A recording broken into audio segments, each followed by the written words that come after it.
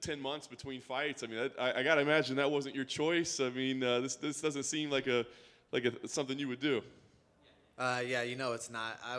I like to be a little bit more active than that, but I got 2 fights done so quick in the beginning of the year, January, February. So, I wasn't stressing it. I was in a good spot, but I like to be active. So, get this one under, and then hopefully get something scheduled soon.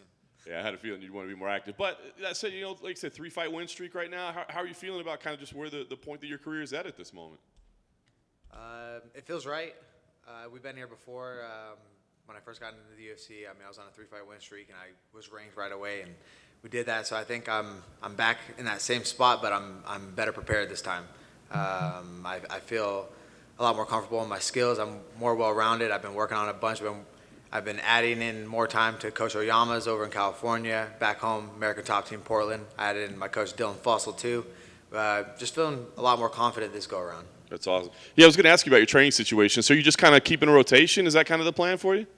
Yeah, just bit. I mean, I like to put myself around people who are like-minded and who work just as hard. And my teammate Alex Perez is one of the hardest working guys that I've ever met. So I spend the time traveling and training either in California or we meet up over here in Vegas. But just the lifestyle. I've been doing it for a couple of years now, and I'm kind of liking it. I'm getting used to it. Traveling a lot, but I'm getting a lot of work in, and I'm growing. I'm growing fast. Nice.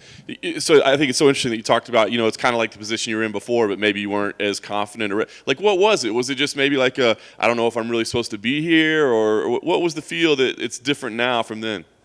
No, I felt ready then as well, but I think it's just, experience is always good, and I have a lot more of it now. No question. Raphael Assuncao, talk about experience, a guy that's been around the game for a little bit, right? So what did you think when this was the matchup they presented for you? This is actually the fight I called for after that Kelleher fight last February. So he ended up getting booked and then falling out. It ended up working out, so I'm happy. That's the fight I wanted. He's, he is a legend of our weight class. He's been around for a long time, has a lot of wins. But he's on a 3-fight losing streak, and I'm on a 3-fight winning streak, and I believe I belong in the rankings. I mean, I've had close fight with top 5 guy. I beat number 6. I've been around too. So this is my 22nd professional fight, so I'm ready.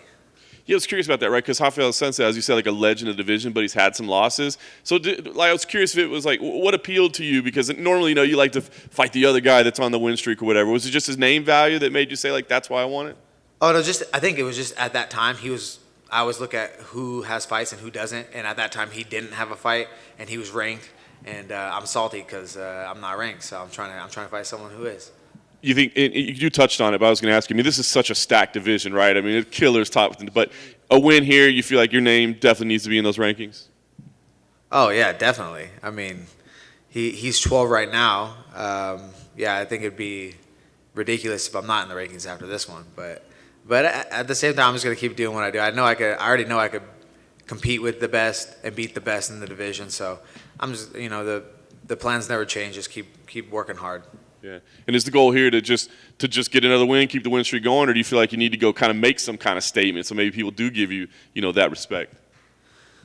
Always just getting the win is like very important, but I think what's been holding me back is I'm not getting the finishes that I believe I should be getting, and I think with a devastating finish this weekend, that's going to propel me a little bit more, and then I wouldn't have to be complaining about not being in the rankings maybe.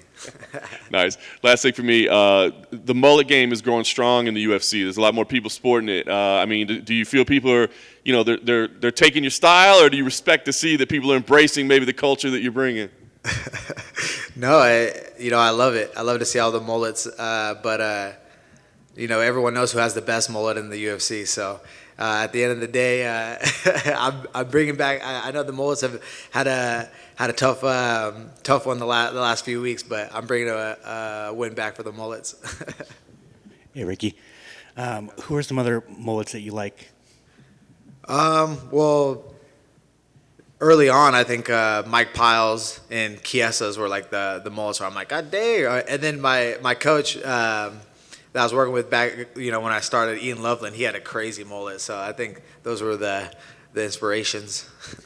And so how do you deal with your cousin fighting one of your teammates, right? Like, do you not watch the fight? No, I was at the Apex. I watched it live. But man, that was tough. I had never felt like that. I mean, obviously, Vince Morales is my cousin. It's my family, and I feel close to Louis Smolka as well. I've been training with him at Hawaii Elite years ago, and then he moved to Oyama's, and I ended up moving to Oyama's to train too. So I know Louis very well, and yeah, that was a tough one. That was either way, it was going to be tough, but yeah, I mean, it happens sometimes. Thank you. Yeah.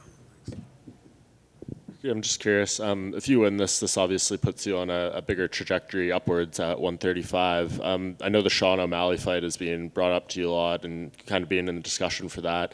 Is that one you would want after this fight, or do you feel like beating Assuncao kind of puts you on a different track towards the title? I do feel like I'm on a different path, maybe. But he looked damn good last weekend, and maybe with Dana White's permission, because he said he's not ready to fight the most elite in the division yet. So, I don't want to bully the kid into a fight, but maybe if he, has Dana White sign a permission so that he's ready to fight, then we can do it. Yeah, do you think the name value and the hype he has around him, beating him is almost more valuable than beating maybe a higher ranked guy? Yeah, in different ways for sure. I mean that would definitely look really good, and especially with like you said, how much hype he has behind him. There's a lot of people supporting him, and he has a big following. So, putting his ass on the canvas would look really good. Thanks. Yeah. All right.